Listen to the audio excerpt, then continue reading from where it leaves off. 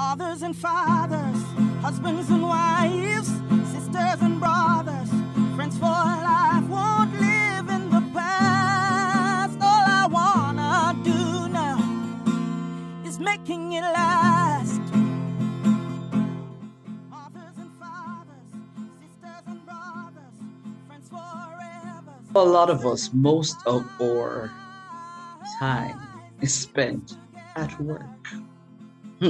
Whether we want to admit it or not, work is an important part of our life, as much as some of us try to compartmentalize it. Welcome to Make It Last podcast. I'm your host, Noreen Daley. It's all about helping us to have better relationships, not just with ourselves, but with other people. We're going to talk about how can a toxic work culture be transformed. And we're talking with Candace Mae, who is an author of 2 books, and she is part of the John Maxwell organization. And I'm excited about that because I have a dream of joining them one of these days. But she's an executive director, but she's also the founder of Candace Mae Training and Services. Welcome, Candace. Hi, Noreen. So glad to be here. So, a toxic work culture, how are you able to and I'm asking this to make sure that everybody has a context. How can you identify a toxic work culture? Thank you for asking that. That was going to back up and go, let's first make sure we all agree on what it means to have a toxic culture.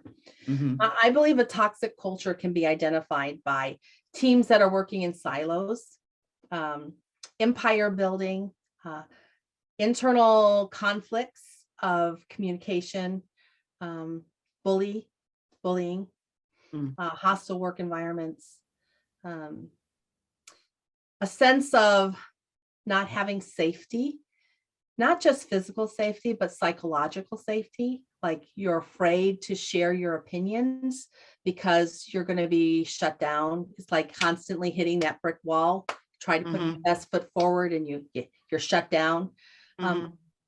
That's a toxic work culture, right? And cultures, what is a culture? A culture is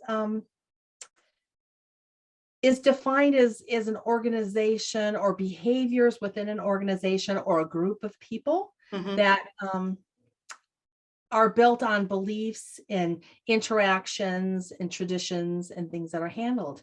So when you work in an office or a workplace, you might walk into a beautiful lobby and they have this beautiful picture on the wall that says vision and their vision, right? Does that make it true? If you were to walk around that organization and ask multiple employees in different departments, what is the company mission? What is the work culture? Would they all give you the same answer? Would they understand what their position is?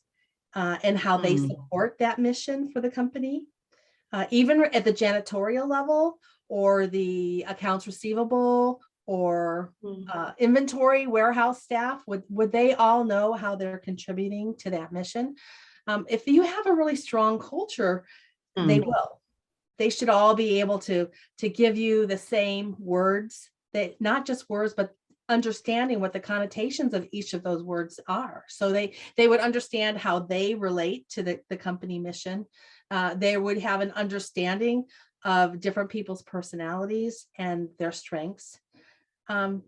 We build the culture we want and we desire to create, and we maintain it. We make sure the people we hire are a good fit and they blend, they share values that the organization has, and they understand how they fit into the roles. Or we don't. We just plaster a picture on the wall and then let everybody do their own thing. And what you'll get is a hostile work environment, or at least a culture of chaos at most, right? At least that's what you'll get. So you set the background and the whole idea is about how to then transform this culture.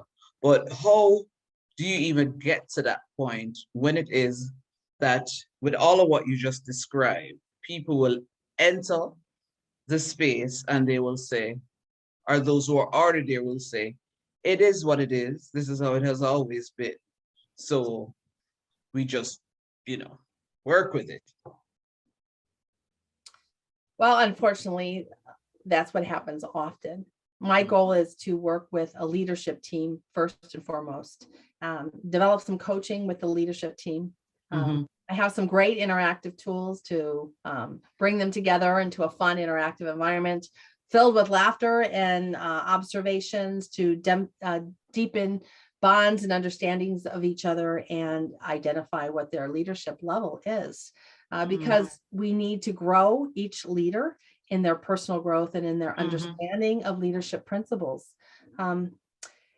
And then we can begin to work throughout the rest of the organization. I think it's important in an organization that we're nurturing everyone. Everyone is nurtured in life and as a human, and they're valued as a person and recognized and for what they're contributing. And there's compassion, right? There's a lot going on. And when people have deaths in families and issues going on, you can't segment your life. You can't pull away personal events from work events. Whatever's happening in your life is going to come to work with you, whether you like it or not. So when I give you 100% of what I have to give you of myself today, and I'm in a perfect world, you might get 100%.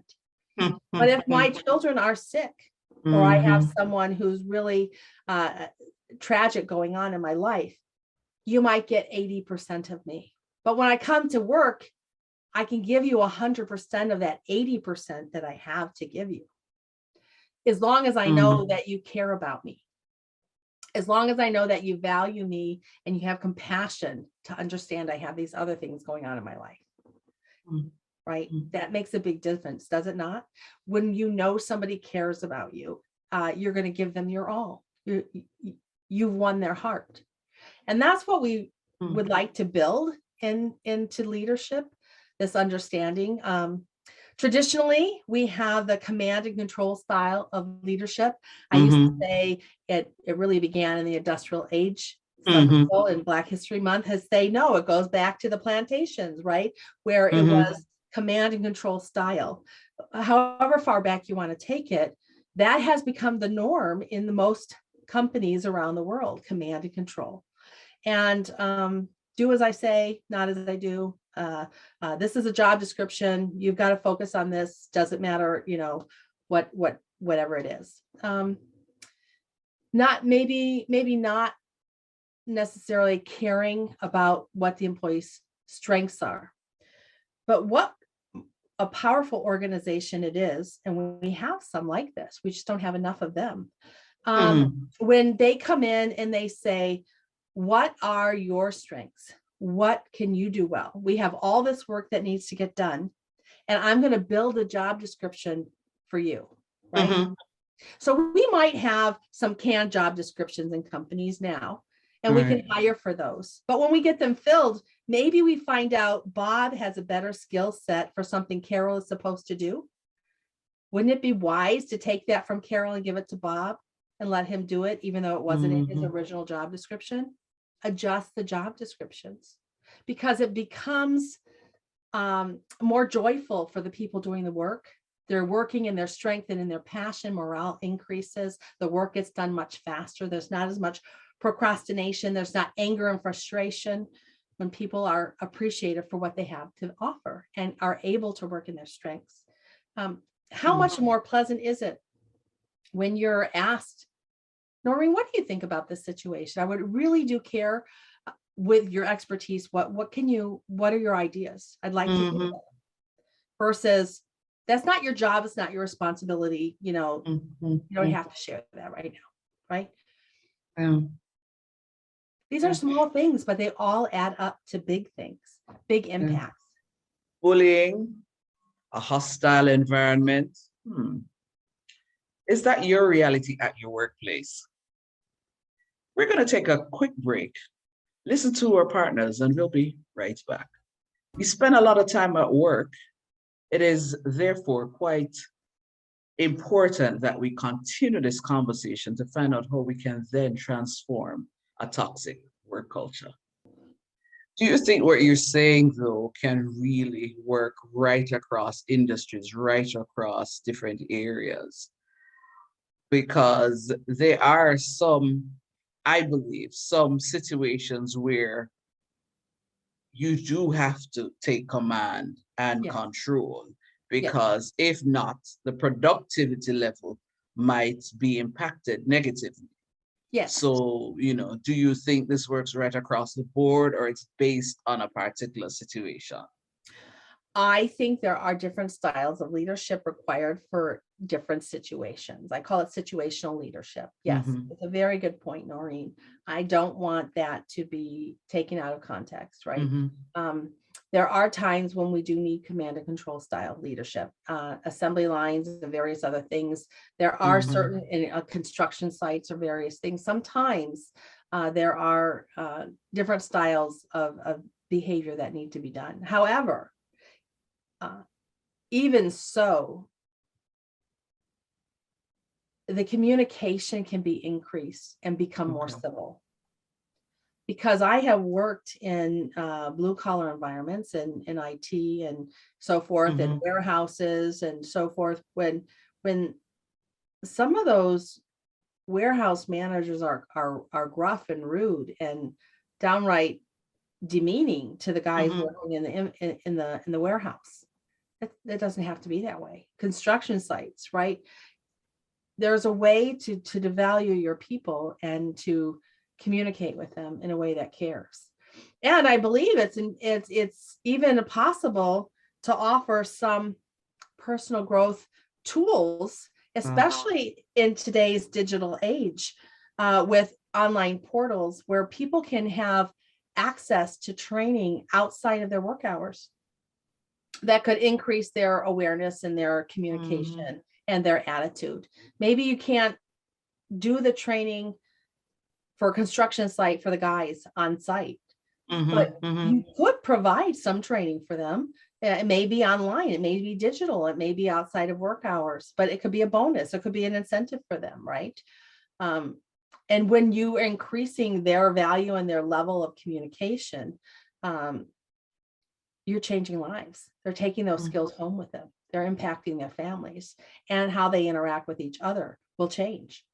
I have a part-time job as a marketplace chaplain, and we work with all kinds of employers, whether they're construction or fast food or car dealerships or Mm-hmm. offices. And we walk around and check in with the employees to see how they're doing, to let them know they're not alone. Life is difficult, and sometimes we don't have anyone to share with or anyone to give us hope. And so it's really important that we're offering hope to people, especially like through this pandemic. And now people are Mm-hmm. afraid physically and emotionally, all kinds of new levels of segregation, masking, unmasking, vaccinated, not vaccinated, Mm-hmm. so much more is happening in our workplace. Everything is changing. So there's new levels of commitment I think we need to give to each other. Okay. Okay. So if I'm listening and I'm watching and I'm saying, but I work in this organization and I recognize that based on all of what you said, Candace, this is a toxic environment. But as a worker, I don't see where I have the power to change or to transform this culture. What then? You may not have the authority to change the organization, but you have the power to change you. You have the power to change your attitude and to increase your awareness and to build boundaries for yourself of what kind of behavior you will accept and what kind of behavior you will not accept. You have the ability to enhance those skills and then decide, is this the environment I want to work in? You have the opportunity to share with your supervisor or the powers that be contact information with resources that could increase. I know I offer free workshops where I will come and engage a group, sharing information and just as an outreach. And if the manager, I require a manager of decision maker to be present, but the goal is that they would see the impact and the value of this kind of training and then be interested in pursuing it further. Which is a nice segue then into my next question, which is, so I'm listening and I'm saying, okay, I recognize that where I am and where I lead, it is toxic. As a leader, what are you telling me that I need to do right now to transform? Contact Candace Mae Training and Services. Okay. Let's have a conversation. I do offer free conversations, 15 minutes to start with, where I listen to you and listen to your work environment, listen to the challenges you might be having. And if we think it's a good fit, and I think I honestly have resources that could assist, we will schedule another meeting and go through a tailored program. I have, what makes me unique from other training companies, I believe, is I do have a comprehensive company leadership development program. It does include training and it includes coaching for the leadership team. Because when you combine training when combine coaching on top of training, you get an 80% higher sustained behavior change, right? Sustainable. Versus people go to training workshops and it's great and they get great information and it's good for the day, maybe for a week. In about 2 weeks, they don't even remember really what they learned in the training program, right? So when you're taking on a culture change, it is a process. It's not a one and done kind of process. It takes layered learning. It takes processes. I use change management skills to bring in the change that's needed. We have to start with awareness. We have to make people aware what the problem is. Is there a problem? What is that problem? And where do we want to go? Right? That's the first step, that awareness. And then they have to desire to want to change. They have to desire to have that change. And once they're aware and they have the desire to change, they have to assess if they have the ability to change. Do they have the skill sets that's required? They may not. And then we have to build in that skill set that's required and what has to be changed and modified. And then once we get those change behaviors in place, we have to make sure that we're reinforcing them, right? For them to be sustainable. So it's a process that takes time, but it works. It really does work. And if you want to simplify it, love works, right? We're embracing people with love. We're teaching skills about love. We're teaching how to communicate. We're teaching how to adjust attitudes, how to identify inward thoughts and behaviors that are triggering behaviors, right? Finding those limited beliefs that are out there. That are blocking us, the systemic issues within the organization. And those all come from beliefs. Each person has to change. A team is only as strong as its weakest link, right?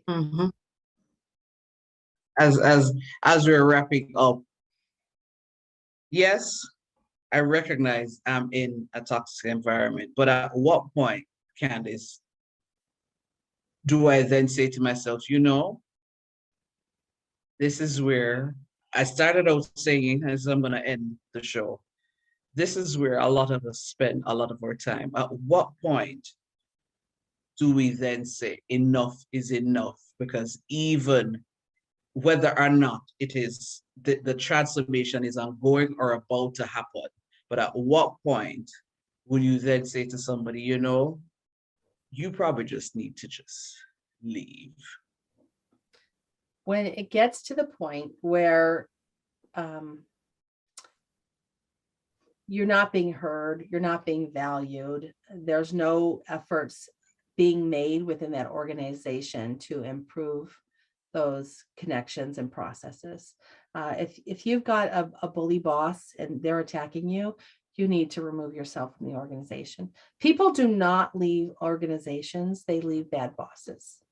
The organization itself isn't the problem. It's the people in leadership, because people do what people see. And leaders have a responsibility to develop themselves and the people around them and nurture everyone. Not everyone can be developed into a full leader. So the depth of training that you put into each person is different, but we should be nurturing everyone. We should be giving the job skills necessary to those who need it. And those who have the potential to lead should be developed into strong leaders. And that's through character growth. I sense I will be in touch with you again for us to continue other conversations about leadership. Thanks for sharing, Candace. I enjoy being here. Thanks, Noreen. Thank you so much. I started out saying it, and I'm going to end the show with it. We spend a lot of time at work. And whether it is virtual work or it is face-to-face work, we have to find a way to remove some of the toxicity, yes, that exists in our workplace.